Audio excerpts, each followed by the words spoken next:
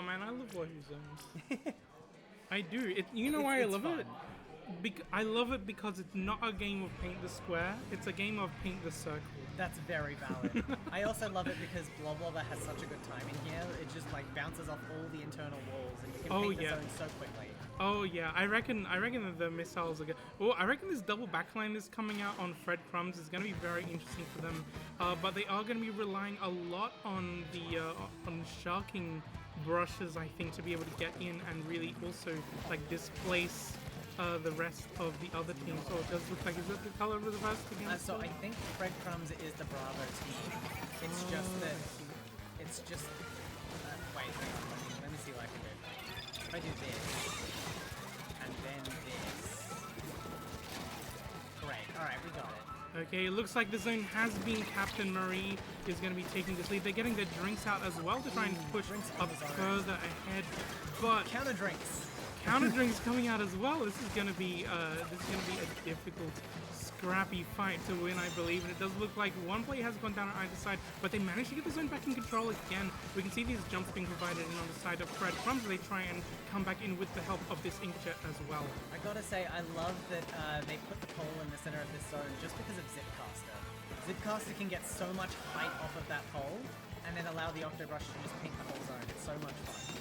Oh, absolutely, and we do have a Zipcaster on each side, actually, so this is going to be very fun to watch to see how the Zipcasters might be able to utilize that, but it does look like if the Octobrush is down, then I think we'll be able to get the Zipcaster soon just yet. We are seeing, unfortunately, Fred Crumbs is going to have to back away a little bit as Marie is already pushing up onto their ramp, making it difficult for them to actually move ahead, but that was a great pick as they drop down into the carousel there. We can see the Sniper Rider already looking around for another one to give their team an opening.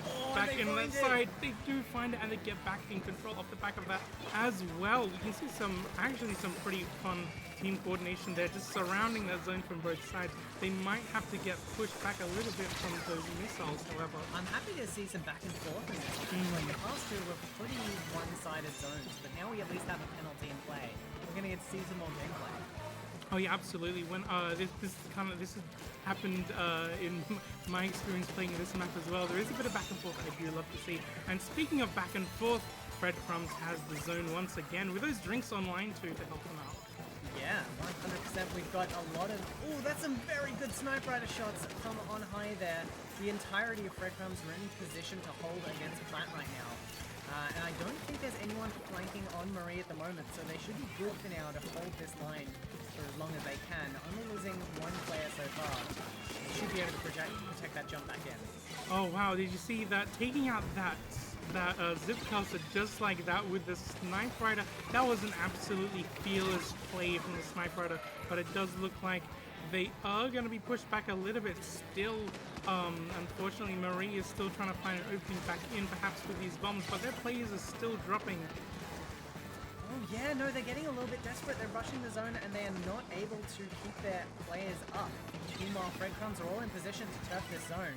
Tri-Slosher is trying its absolute hardest to keep neutral. They managed to find the paintbrush as well, but with 3 players going down, we can hear Fred Crumbs trying to get paint on the zone. They're so close to lead. It's neutral again, but Patty gets a nice splat. They gets it as well. That is going to be... No, we're so close! We are so close. 2 plays down on either side. They have 1 point, and the penalty comes back. Oh, we could hear the hype in the room at this moment. 2 players have gone down, losing control. Zone is now back in favor of Fred Crumbs with 1 minute and 20 seconds left in the game. They need to be able to work together to be able to get this back. They have 50 penalty points left. They are going to be playing as hard as they can to keep these powerful positions, but they are going to be pushed back just a little bit by these missiles and the Trizuka coming out from the side of Marie, losing control once again as they were out. With 3 down. Yeah, I mean, like, it's devastating that they weren't able to get the lead in that moment, but they are playing out of their minds now that the pressure is on. The penalty they have isn't that high. They're going to be right back into lead distance very shortly. This is going to be Marie's last chance to try to stop them. I don't think they're going to be able to do it. Yeah, I think this is going to be a lead. This is the lead sweep with that wipeout to add insult to injury as they take it down to the knockout win. Amazing. I mean, Patty getting maybe a bit too excited there, jumping out of their chair. But, I mean, Patty. That's Patty. Oh my god. Incredible result. That is going to be Fred Crumbs taking the 2-1 in a blisteringly close final game there. That is what we like to see. White knuckle gameplay. That was perhaps one of the most fun games I have seen in this tournament so far. We went from a clutch hold to a clutch knockout. Like, Yes. that's... You love to see it. Wow. Wait, All right. Fred Crumbs 1-2-1, I believe. Oh, wait, hang on. Which team is Patty on? Oh, did I get that wrong? Is it too late to change it?